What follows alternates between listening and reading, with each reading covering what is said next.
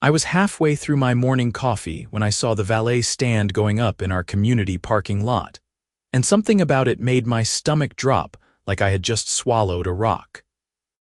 The Riverside Commons HOA in Phoenix, Arizona, had always been strict about parking regulations.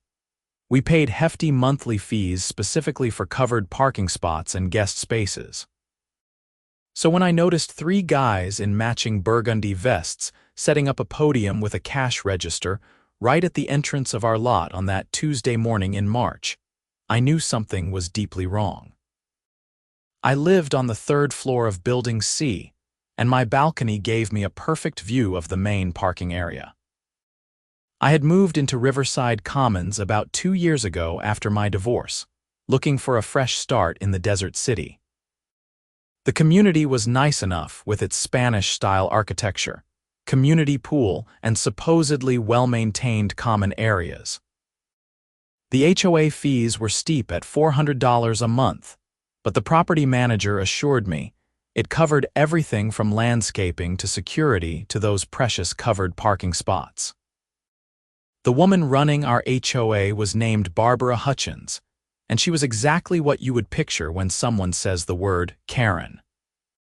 Middle-aged, blonde highlights that were always freshly touched up, and a permanent expression that suggested she smelled something unpleasant. She drove a white Lexus SUV with a custom license plate that read Presb, and wore athleisure outfits that probably cost more than my monthly car payment. Barbara had been HOA president for the past 5 years, and from what I gathered at community meetings, she ran the association like her personal fiefdom. I grabbed my phone and headed downstairs, still wearing my gym shorts and an old college t-shirt. The March morning air was already warming up, promising another scorching Arizona day. As I approached the valet stand, I could see the setup was more elaborate than I initially thought. They had professional signage, a credit card reader, and what looked like a whole system for tracking keys and vehicles.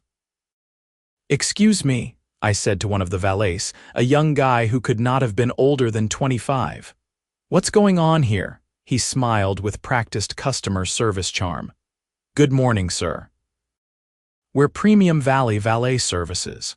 We'll be operating in this parking facility to provide convenient valet parking for residents and their guests." "Convenient valet parking," I repeated slowly. "In our residential parking lot, the one we already pay HOA fees to use."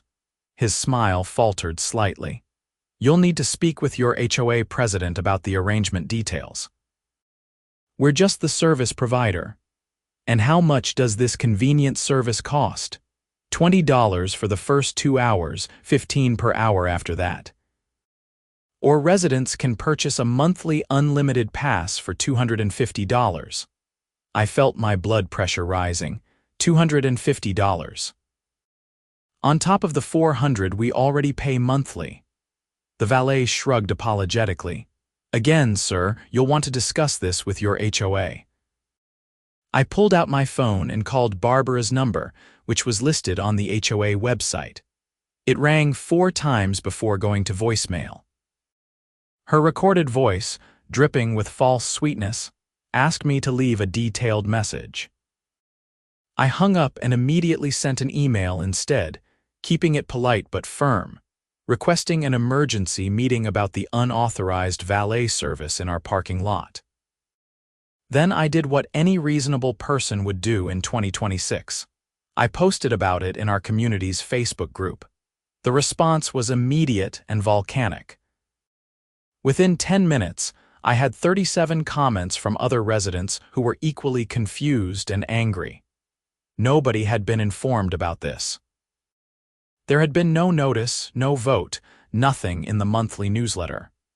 The valet company had simply appeared like they owned the place. Martha Rodriguez from Building A wrote that she had been charged $20 that morning when she tried to park her car after coming back from a doctor's appointment. When she protested, the valet told her the entire lot was now managed by Premium Valley Valet Services, and all parking required their service. Tom Chen from Building D reported that his elderly mother, who was visiting for the week, had been turned away from the guest parking because she refused to pay the valet fee.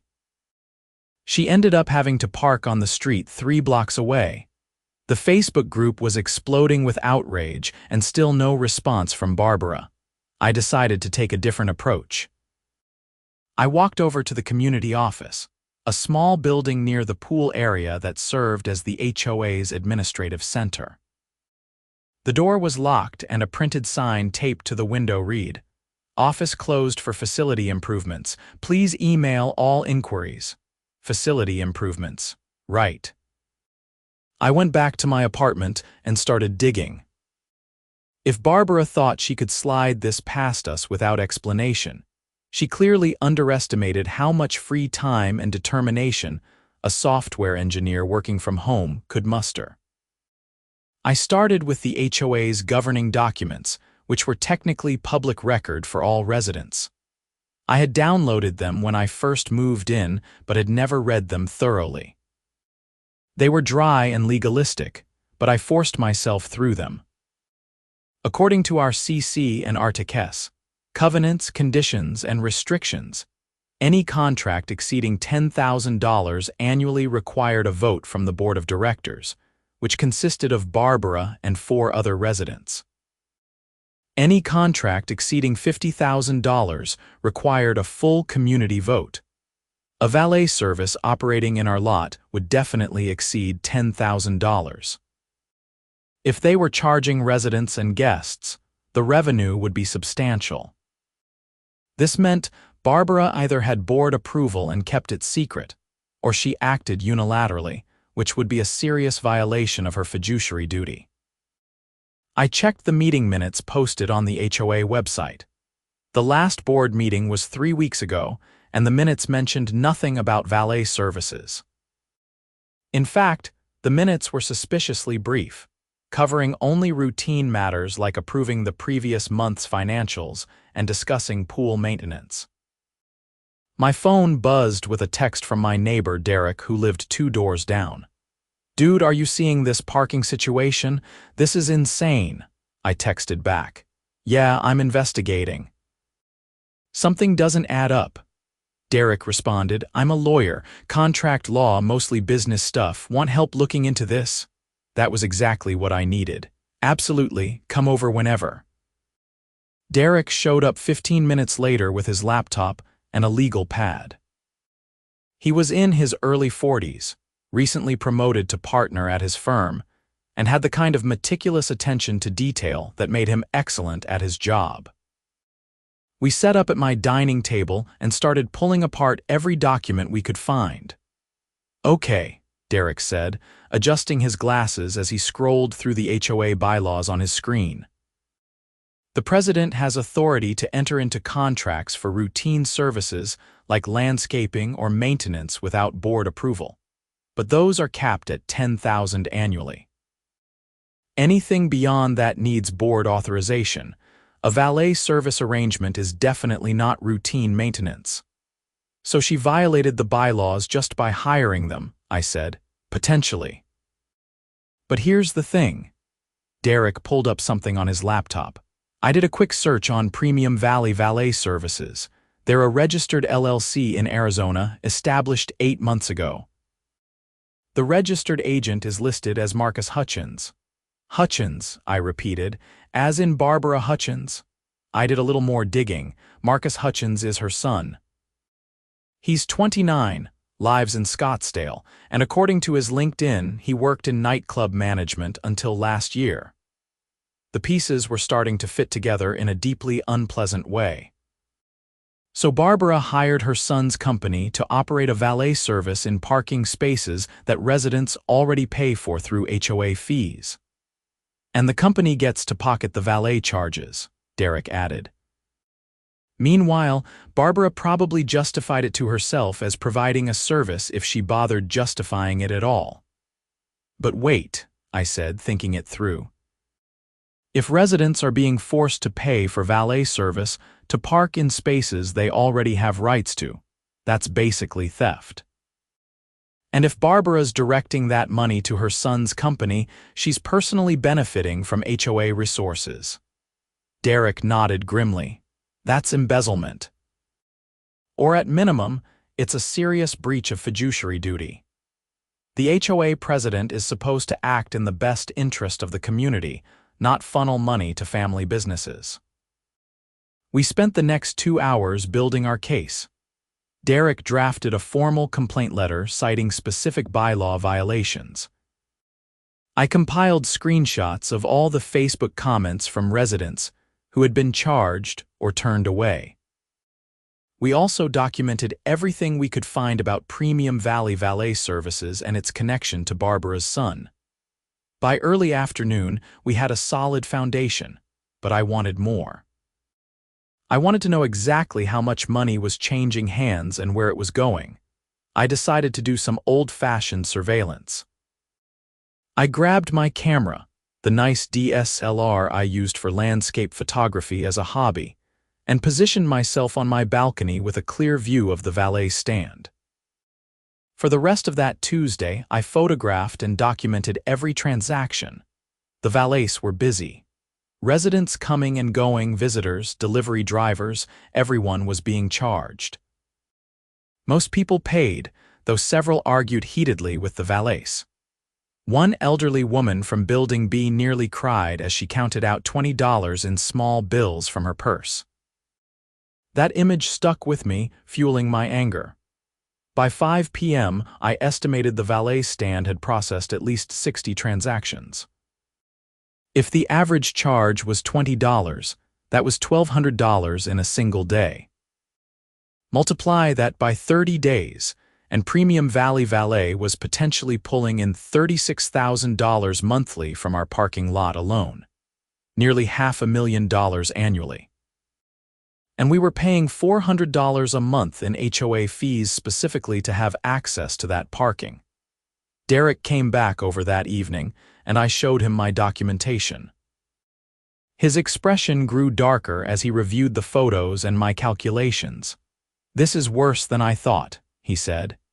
"If these numbers are accurate, this is a substantial fraud operation. We need to figure out if Barbara's personally getting a cut or if it's just going to her son's company. How do we prove that? We probably can't without subpoenaing financial records. But we don't need to prove it for our purposes. We just need to prove that she violated her fiduciary duty by hiring her son's company without disclosure or board approval, and that the arrangement harms the community members who are paying for parking access they already own rights to." That night, I could not sleep. I kept thinking about that elderly woman counting out her dollar bills, about Tom's mother having to walk 3 blocks, about every resident who was being nickel-and-dimed by someone who was supposed to represent their interests. Wednesday morning, I was back on my balcony with my camera at 7 a.m. The valets arrived at 7:30 and immediately set up their stand. I noticed they had added a second podium, suggesting they were expecting even more business. Around 9 a.m., a white Lexus SUV pulled into the lot. Barbara. She parked in one of the covered spaces. Without using the valet, I noted, and walked over to the valet stand. I zoomed in with my camera and started taking photos. Barbara spoke with one of the valets for several minutes, her body language casual and friendly. Then a younger man emerged from a black BMW that had just pulled up. Even from my balcony, I could see the family resemblance. Marcus Hutchins, I assumed. Barbara and Marcus talked for about 10 minutes. At one point, Marcus handed her what looked like an envelope. Barbara glanced around, a quick furtive look, before slipping the envelope into her designer purse. I got it all on camera. My hands were shaking slightly as I reviewed the images. This was it. This was evidence of Barbara receiving something from her son, on site at the valet operation, in a manner that suggested she knew it was inappropriate. I immediately sent the photos to Derek with a message. "I think I just caught her taking a payment." Derek called me within minutes. "Holy hell, this is exactly what we needed." That envelope could be anything, but the context is damning. She's clearly trying to be discreet. What do we do now? Now we go nuclear. We call an emergency HOA meeting. According to the bylaws, any 10 residents can petition for an emergency meeting, and the board is required to hold it within 7 days. I'll draft the petition. You spread it around and get signatures. The petition was ready by noon. Derek had worded it carefully, formally requesting an emergency meeting to address unauthorized commercial operations in community parking areas and potential conflicts of interest involving board members. We needed 10 signatures. I figured we could get 50. I printed 20 copies and started knocking on doors. The response was overwhelming. Nobody was happy about the Valet situation, and once I explained that Barbara's son owned the company, residents were furious. By Wednesday evening, I had 43 signatures. Derek submitted the petition via email and certified mail to ensure we had proof of delivery. Thursday morning brought Barbara's response, and it was not what I expected. An email went out to the entire community from her official HOA president address. The subject line read, "Exciting new amenity for Riverside Commons." The email was a masterclass in spin. Barbara explained that she had worked tirelessly to bring premium valet services to our community as an exclusive amenity that would enhance property values and provide luxury convenience. She claimed the service was optional, that residents could still self-park in designated areas, and that the valet service was using only previously underutilized spaces. Every sentence was a distortion of the truth. The valet service was not optional if you wanted to park in the covered spots. The so-called underutilized spaces were the guest parking and covered areas we all paid for. And the bit about enhancing property values was pure fantasy. The email did not mention that her son owned the company. That omission felt deliberate and damning. The Facebook group erupted again, with residents shredding Barbara's claims. Martha posted photos showing the valets had blocked off the entire covered parking area, not just underutilized spaces. Tom posted the actual HOA bylaws proving Barbara needed board approval for this kind of contract. I posted my photos of Barbara meeting with Marcus and accepting the envelope. This is the HOA president taking payments from the valet company owner, who happens to be her son. You decide if this is an exciting new amenity or a conflict of interest. The post went viral within our small community. Shares, comments, reactions, everyone was talking about it. Friday morning, Barbara sent another email, this one much terser.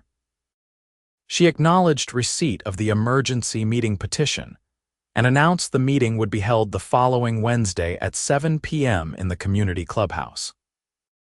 She also added, in what felt like a threat, that residents engaging in harassment or defamation against board members may face legal action. Derek laughed when he read that. Empty threat. Truth is an absolute defense to defamation, and you have photographic evidence. She's getting desperate. That weekend, I did more digging. I filed a public records request with the county to get copies of any business licenses or permits Premium Valley Valet had obtained. I also requested the HOA's financial statements for the past year, which under Arizona law, any homeowner association member was entitled to review. The county records came back on Monday. Premium Valley Valet had obtained a business license for operation in Phoenix 8 months ago, exactly as Derek had found. But more interesting was the business address listed. It was not a commercial location. It was a residential address in Scottsdale. I looked it up on Google Maps. It was Barbara's house. The HOA financial statements arrived Tuesday via email, and I immediately shared them with Derek. We spread the documents across my dining table and started analyzing. "Look at this," Derek said, pointing to a line item from 4 months ago. Professional consulting fees $15,000 paid to Summit Advisory Services. Who's Summit Advisory Services? Derek was already typing on his laptop. Another LLC, registered to the same address as Barbara's house. Registered agent is Barbara herself. She's been paying herself consulting fees. Looks like it, and here. Derek pointed to another entry. Facility Management Services, $12,000 also to Summit Advisory Services, and another one here 6 months ago. I felt sick. How much total? Derek started adding it up, going back through a full year of statements. At least $60,000 paid to Barbara's consulting company in the past 12 months, for services that are never defined or documented. Is that legal? Technically, an HOA president can be compensated for work beyond normal board duties, but it has to be approved by the board and disclosed to the membership. And the compensation has to be reasonable and for actual services rendered. This looks like she's just writing herself checks. We now had 2 separate schemes.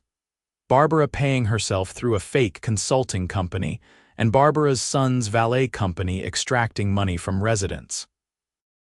The question was whether they were connected. I think I know how this works, I said slowly. Barbara's been embezzling HOA funds through her consulting company. But maybe that was not enough, or maybe she got worried about getting caught. So she came up with a new scheme. Her son's valet company operates in the parking lot, charges residents for parking they already pay for, and she gets a cut. It's outside the HOA finances, so it's harder to trace. But we saw her taking that envelope from Marcus.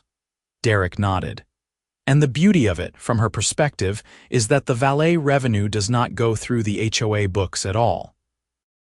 It's just a private company operating on HOA property.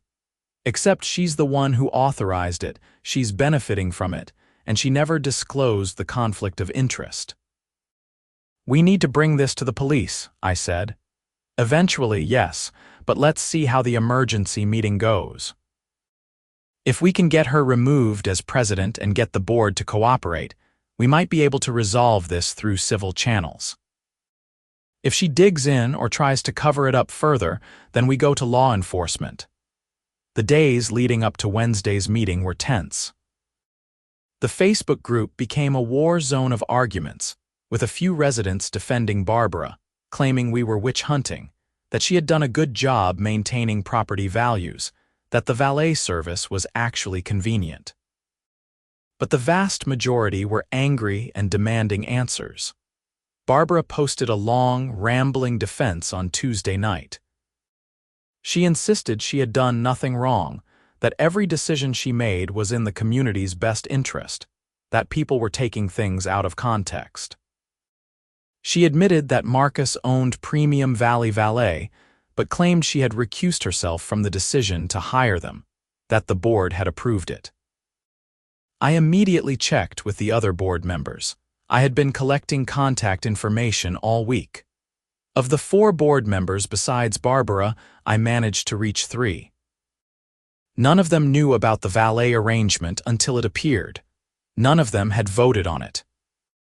One of them, a retired teacher named Helen, was horrified and said she was planning to call for Barbara's resignation at the meeting. Wednesday arrived with the weight of a reckoning. I dressed carefully that morning, business casual, wanting to look credible. Derek came over at 6, and we reviewed our presentation one last time. We had printouts of the bylaws, the financial statements, the photos, the business registrations, everything organized in folders. The clubhouse was packed when we arrived at 6:45. Normally, HOA meetings drew maybe 20 residents. Tonight, there were at least 100 people crammed into a space designed for 60. Folding chairs lined the walls, people stood in the back, and the air conditioning struggled against the body heat. Barbara sat at the front table with the other board members, her expression tight and controlled. She wore a navy blazer and pearls, projecting authority. The other board members looked uncomfortable, particularly Helen, who kept glancing at Barbara with obvious distrust. At exactly 7 p.m., Barbara called the meeting to order. Her voice was clipped and professional. "Good evening. This emergency meeting was called in response to concerns about parking management. I want to address these concerns clearly and directly." She launched into a prepared statement, essentially repeating the points from her emails. The valet service was optional. It enhanced the community. It used underutilized spaces. The board had approved it. She spoke confidently, making eye contact with residents, projecting the image of a leader unfairly maligned. When she finished, she said, "I will now take questions from residents, but I ask that everyone remain civil and respectful." I raised my hand immediately. Barbara looked directly at me, recognition and irritation flashing across her face. She pointed to someone else. The questions started hostile and got worse. Residents demanded to know why they were never informed, why the valet company was blocking covered parking, why guests were being charged. Barbara deflected, repeated her talking points, insisted everything was proper. Finally, she pointed to me. "Yes, you have a question." I stood, folder in hand. "Yes." "Barbara, you stated the board approved the valet arrangement. I've spoken with Helen, Marcus, different Marcus, not your son, and Jennifer, and none of them recall voting on this. Can you provide the meeting minutes where this vote took place?" Barbara's jaw tightened. "The vote was conducted electronically. I sent an email to the board members and they approved it." "Can you provide that email chain?" "I do not have to provide private board communications to non-board members." Derek stood up. "Actually, under Arizona law and the HOA's own bylaws, board decisions must be documented and made available to members. If there was a vote, there should be minutes or a record." "I do not appreciate being interrogated by residents who clearly have an agenda," Barbara snapped. Helen suddenly spoke up from the board table. "Barbara, I never received an email about a valet service. I never voted on this." Marcus, the board member, nodded. "Neither did I." Barbara's face flushed. "You must have missed it." "I sent it in February." "Then forward it to us now," Helen said, pulling out her phone. "Send it right now and we can all see it." Barbara fumbled with her phone, fingers moving across the screen. The room waited in tense silence. After a long moment, she said, "I cannot seem to find it at the moment, but I assure you I sent it." "That's convenient," someone called from the back. I seized the moment. "Barbara, there's another issue. Premium Valley Valet Services is owned by your son, Marcus Hutchins. You never disclosed this conflict of interest to the community. In fact, you only acknowledged it yesterday after I posted public records showing the connection." Murmurs rippled through the crowd. Barbara's expression hardened into stone. "My son's business was selected because they offered the best service at competitive rates. The fact that he's my son is irrelevant." "It's extremely relevant," Derek said. "You're in a position of authority over community resources, and you've directed those resources to benefit a family member's business. That's textbook conflict of interest, and it violates your fiduciary duty." "I've violated nothing," Barbara said, her voice rising. "I've dedicated 5 years to this community, maintaining property values, organizing events, dealing with constant complaints. The valet service is an amenity, not a violation." I pulled out the photos. "Then can you explain this?" I walked to the front and placed the printed photos on the table where everyone could see. The images clearly showed Barbara talking to Marcus, and the sequence where he handed her the envelope. "This was taken last Wednesday. That's you, meeting with your son at the valet stand." "That's him handing you an envelope. What was in that envelope, Barbara?" The room went dead silent. Every eye was on Barbara. Her face cycled through expressions: shock, anger, fear, before settling on defiance. "That was personal, a birthday card, not that it's any of your business." "Your birthday is in October," someone called out. I recognized the voice as Martha. "I organized your birthday celebration 2 years ago." Barbara stood abruptly, her chair scraping loudly. "I will not sit here and be attacked by conspiracy theories and invasions of my privacy. This meeting is adjourned." "You cannot adjourn the meeting," Helen said firmly. "We have a quorum of board members present and we're voting to continue." Barbara looked at Helen with betrayal in her eyes. "You're siding with them?" "I'm siding with the truth. And right now, I do not think we're getting it from you." The meeting continued for another 2 hours. Derek presented the financial statements showing the payments to Summit Advisory Services. Helen confirmed she had never seen invoices or documentation for those consulting services. Jennifer, another board member, revealed that Barbara had been signing contracts and checks without board review, claiming she was streamlining processes. The evidence was overwhelming. Barbara tried to defend herself, but her explanations grew increasingly desperate and contradictory. She claimed the consulting fees were for professional services she provided, but could not specify what those services were. She insisted the valet arrangement was properly approved, but could not produce any documentation. She maintained that the envelope was a birthday card even after multiple residents confirmed her birthday was months away. Finally, Helen made a motion. "I move that Barbara Hutchins be immediately removed as HOA president and suspended from the board pending a full investigation into financial irregularities and conflicts of interest."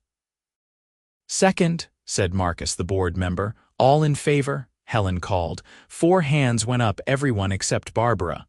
"The motion passes. Barbara, you're removed as president effective immediately. You need to surrender all HOA documents, accounts, and property to the board within 24 hours. Barbara's face was ashen. She grabbed her purse and stood on shaking legs. "You're all making a huge mistake. I'll be speaking to my attorney." She walked out of the clubhouse back straight, but I could see her hands trembling. The remaining board members voted to immediately terminate the contract with Premium Valet services. They also voted to hire a forensic accountant to audit the HOA's finances for the past 3 years. And they voted to refer the matter to the Maricopa County Attorney's Office for investigation of possible embezzlement and fraud. I felt exhausted but vindicated as the meeting finally ended around 9:30. Residents came up to Derek and me, shaking our hands, thanking us for digging into this. Martha hugged me, tears in her eyes. "My mother lives on Social Security. That $20 actually matters to her budget. Thank you for fighting this." Over the next few days, things moved quickly. The valet stand disappeared Thursday morning. Premium Valet sent a terse email to the HOA stating they were ceasing operations effective immediately. The board changed all the locks on the community office and demanded Barbara return all keys and documents. Barbara complied, but through her attorney. She delivered everything to the community office Friday afternoon via a courier, and included a letter denying all wrongdoing and claiming she was the victim of a coordinated harassment campaign. The forensic accountant started work the following Monday. Derek recommended someone his firm had worked with on corporate cases, a meticulous woman named Sandra Chen, who specialized in fraud investigation. The board approved her proposal, and she dove into 3 years of bank statements, receipts, invoices, and contracts. I returned to my normal life, or tried to. I still worked from home, still went to the gym, still took photos of Arizona sunsets from my balcony. But I was also checking my email obsessively, waiting for updates from the board. Sandra's preliminary report came back 3 weeks later. I was not on the board, so I was not entitled to see it, but Helen called me and Derek over to her apartment to discuss the findings off the record. "It's bad," Helen said, pouring us coffee in her small kitchen. "Worse than we thought." Sandra had found evidence of approximately $200,000 in questionable transactions over 3 years. Payments to Summit advisory services, unexplained cash withdrawals, checks written to vendors that did not exist or provided no services, even personal expenses charged to the HOA credit card. $200,000, I repeated, stunned. Give or take, Sandra's still verifying everything, but that's the working number. Barbara systematically looted the HOA accounts. The consulting company was just one method. She also inflated vendor invoices and pocketed the difference, made up fake emergency repairs, all kinds of schemes. And the Valet situation? Derek asked. Harder to track since that money never went through HOA accounts. But based on the timeline, Sandra thinks Barbara started that scheme because she was worried the consulting payments were becoming too obvious. The Valet operation was a way to generate cash income outside the books. How much did the Valet bring in? We subpoenaed premium Valet's records. In the 2 weeks they operated, they grossed about $45,000. Marcus Hutchins took a cut, the Valets got paid, and the rest, roughly $20,000, went to Barbara in cash. That's what was in the envelope you photographed. My stomach turned. $20,000 in 2 weeks. If they had kept operating, Barbara and her son would have extracted hundreds of thousands more from residents who were already paying HOA fees. The board is filing a civil lawsuit against Barbara for the full amount plus damages, Helen continued. We're also formally referring the case to the Maricopa County Attorney for criminal prosecution. Sandra's report is more than enough to establish probable cause for embezzlement and fraud charges. Will we get the money back? I asked. Helen sighed. Some of it, maybe. Barbara owns her house outright, worth probably $600,000. If we win a judgment, we can force a sale. But her attorney's already claiming she's judgment-proof because the money's been spent. We'll see. The criminal case moved slowly, as these things do. The Maricopa County Attorney's Office opened an investigation in early April. A detective named Rodriguez contacted several residents, including me, to take statements and collect evidence. I provided copies of all my photos and documentation. Detective Rodriguez was a patient, thorough woman in her late 40s who had worked financial crimes for years. She told me she had seen dozens of HOA fraud cases. You'd be surprised how common this is, she said during our interview. People get elected to these little positions of power and think nobody's watching. They start small, maybe use the HOA credit card for lunch. Then it escalates. Before long, they're stealing hundreds of thousands. Will she face charges? I asked. Based on what I've seen so far, absolutely. Probably multiple counts of theft, fraudulent schemes, money laundering. This was sophisticated and sustained. She faces serious prison time if convicted. The investigation took months. During that time, the HOA began recovering. Helen was elected the new president in a special election. The board implemented new oversight procedures, dual signatures on checks, monthly financial reviews, mandatory audits. They also renegotiated some of our vendor contracts and actually reduced our HOA fees to $350 a month. The parking lot returned to normal. Residents could park in their assigned covered spots without paying valets. Guest parking was once again free. It felt like a weight had lifted from the community. Barbara apparently left Arizona. According to neighborhood gossip, she moved to Nevada to stay with family. But you cannot escape criminal charges by crossing state lines. In August, the Maricopa County Attorney's Office issued an arrest warrant for Barbara Hutchins on 14 counts including theft, fraudulent schemes, money laundering, and breach of fiduciary duty. She was arrested in Las Vegas 2 days later. The news made the local Phoenix papers, a small story buried in the Metro section about an HOA president accused of embezzling. But for those of us at Riverside Commons, it was front-page news. Barbara's initial court appearance was in September. She pleaded not guilty, and her attorney argued she had merely made some accounting errors and never intended to defraud anyone. But the evidence was overwhelming. Sandra's forensic accounting, my photographs, testimony from board members and residents, bank records showing money flowing from the HOA to Barbara's companies and accounts. It painted a clear picture of deliberate, sustained theft. The civil lawsuit was moving in parallel. The HOA sued Barbara for $230,000, the final amount Sandra calculated had been stolen. They also sued Marcus Hutchins and Premium Valet for their role in the parking scheme, seeking damages for fraud and conspiracy. Marcus cut a deal relatively quickly. His attorney negotiated a settlement where Marcus paid the HOA $50,000 and agreed to cooperate in the criminal case against his mother. He avoided charges himself, though his valet company went out of business. Barbara's criminal trial was scheduled for January 2027, but in December 2026, her attorney approached the prosecutor with a plea offer.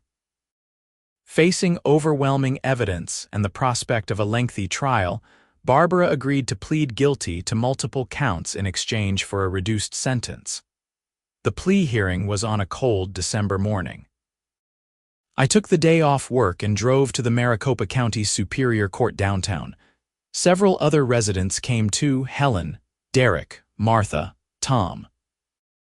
We sat in the gallery and watched as Barbara, wearing a conservative gray suit and looking smaller somehow, stood before the judge.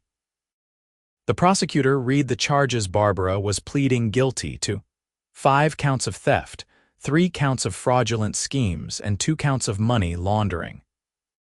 She admitted to stealing $230,000 from the Riverside Commons HOA over 3 years. She admitted to creating fake companies to bill the HOA for services never rendered. She admitted to accepting cash payments from her son's valet company in exchange for allowing them to operate on HOA property without proper authorization. The judge asked her if she understood the charges and if anyone had coerced her into pleading guilty. Barbara answered in a quiet voice, barely audible, "Yes, Your Honor, I understand." "Nobody coerced me. Do you wish to make a statement?" the judge asked. Barbara's attorney stood. "Your Honor, my client deeply regrets her actions.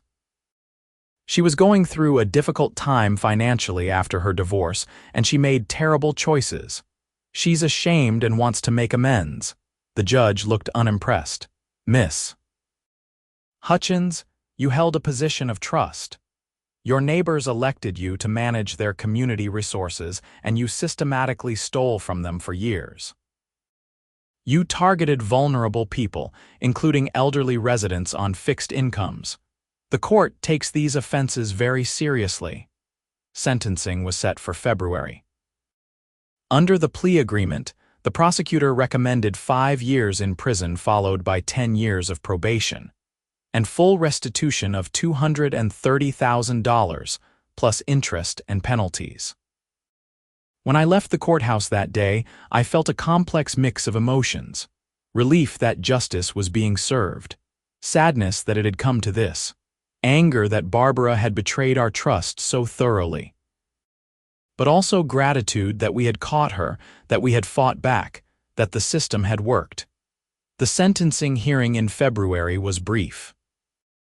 The judge accepted the plea agreement and sentenced Barbara to 5 years in the Arizona Department of Corrections, with credit for time served. She would be eligible for parole after serving 85% of her sentence, about 4 years. She was also ordered to pay full restitution, which would be enforced through wage garnishment and asset seizure for the rest of her life if necessary. Barbara was taken into custody immediately. As the bailiffs led her away in handcuffs, she glanced back at the gallery where we sat. For just a moment, our eyes met. I saw no remorse there, only resentment. The civil lawsuit concluded in March 2027. The court awarded the HOA a judgment of $230,000 plus legal fees and interest, totaling nearly $300,000. Barbara's house in Scottsdale was put up for sale to satisfy the judgment. The HOA also won a smaller judgment against Marcus, who had already paid his settlement amount. The house sold in April for $580,000. After paying off Barbara's mortgage and various liens, there was enough to cover the HOA's judgment in full. Every resident received a check refunding a portion of their HOA fees. My share was about $3,000. It was not life-changing money, but it felt like vindication. Life at Riverside Commons gradually returned to normal. Helen proved to be an excellent HOA president, transparent, communicative, fiscally responsible. The new oversight procedures meant no single person could ever again exploit the system the way Barbara had. Monthly financial statements were posted publicly, board meetings were well attended, and residents actually felt engaged in community governance. I stayed in touch with Derek, who became a good friend beyond just being a neighbor who helped solve a crime. We got drinks occasionally, talked about work and life, joked about our unexpected detective work. Martha's mother moved into the community permanently, taking over her daughter's second bedroom. She told me she felt safe here now, knowing that residents watched out for each other. That meant more to me than any refund check. On a warm evening in May, about a year after I first spotted that valet stand going up, I stood on my balcony with a beer watching the sunset paint the Phoenix sky in oranges and purples. The parking lot below was quiet, just residents coming and going, parking in their assigned spaces, no valets demanding payment for access to property they already owned. I thought about that Tuesday morning when I had noticed something wrong and decided to investigate rather than ignore it. It would have been easier to just pay the valet fees, to grumble privately but not make waves. But easier is not always right. Barbara had counted on apathy. She had counted on residents being too busy, too trusting, too intimidated to question her authority. She had cultivated an image of competence and control specifically to discourage scrutiny. For years it worked. But it only takes one person paying attention to unravel a scheme. One person asking questions, documenting irregularities, refusing to accept convenient lies. I happened to be that person for Riverside Commons, but I was not special. I was just someone who noticed, who cared enough to dig deeper, and who found allies willing to help. The criminal justice system is imperfect, and I am not naive enough to think Barbara's 5-year sentence erases the harm she caused.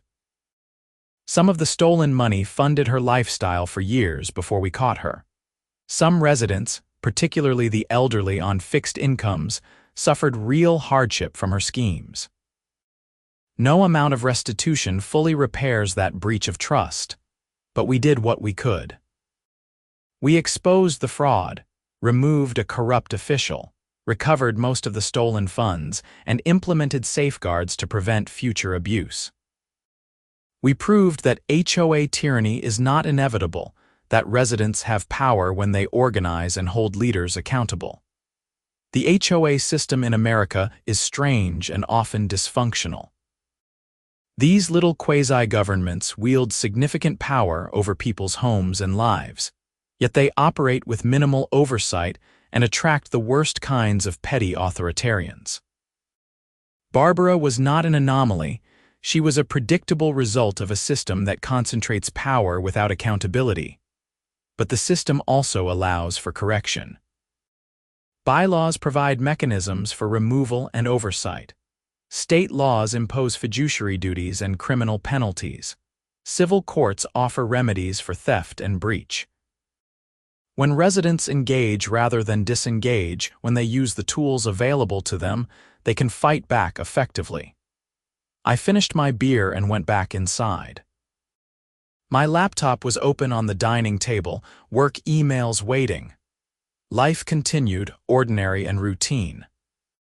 The parking lot drama was behind us now, just a story I would tell at parties, a weird chapter in my Phoenix years. But I had learned something valuable through this experience. I learned that authority is not the same as legitimacy. That people in positions of trust often betray that trust if given the opportunity, and the belief they will not get caught. That ordinary citizens have more power than they realize to investigate, organize, and demand accountability. Most importantly, I learned the value of paying attention, of trusting your instincts when something seems wrong, and of having the courage to speak up even when it is uncomfortable or risky. Barbara Hutchins is serving her sentence at the Perryville Women's Prison outside Phoenix. I have not thought about her much lately. She made her choices, and she is facing the consequences. My focus is on the community she left behind, which has healed and strengthened in her absence. The covered parking spaces in our lot sit empty on warm evenings when residents are inside having dinner with their families. No valets patrol the area demanding payment. No HOA president schemes about how to extract more money from the people she is supposed to serve. It is just a parking lot, ordinary and functional, serving the purpose it was always meant to serve. Sometimes the most radical act is simply refusing to accept corruption as normal. Sometimes justice means noticing when something is wrong and deciding to do something about it. Sometimes democracy, even the small-scale democracy of a homeowners association, requires ordinary people to step up and fight for what is right. I like to think that is what we did at Riverside Commons. We noticed, we investigated, we organized, we fought back, and we won. The sunset had faded to darkness, and the Phoenix lights twinkled across the valley. Inside my apartment, everything was quiet and peaceful. Tomorrow would bring work deadlines and gym sessions and grocery shopping, all the mundane rhythms of life. But tonight, I allowed myself a moment of satisfaction. We had caught the HOA president selling community, parking to her son's valet company, and splitting the profits. We had exposed years of embezzlement and fraud. We had removed a corrupt official and recovered stolen funds. We had sent a clear message that residents would not tolerate abuse. It was not the adventure I expected when I moved to Arizona looking for a fresh start after my divorce.